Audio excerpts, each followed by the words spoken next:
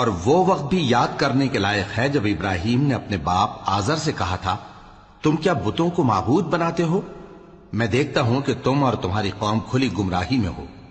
اور ہم اس طرح ابراہیم کو آسمانوں اور زمین کے عجائبات دکھانے لگے تاکہ وہ خوب یقین کرنے والوں میں ہو جائیں۔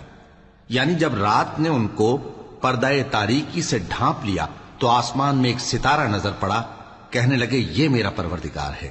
جب وہ غائب ہو گیا تو کہنے لگے کہ مجھے غائب ہو جانے والے تو پسند نہیں۔ پھر جب چاند کو دیکھا کہ چمک رہا ہے تو کہنے لگے یہ میرا پروردگار ہے۔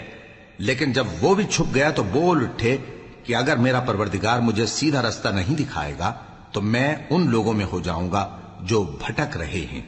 پھر جب سورج کو دیکھا کہ جگمگا رہا ہے تو کہنے لگے میرا پروردگار یہ ہے، یہ سب سے بڑا ہے۔ مگر جب وہ بھی غروب ہو گیا تو کہنے لگے لوگو، جن چیزوں کو تم اللہ کا شریک بناتے ہو میں ان سے بیزار ہوں۔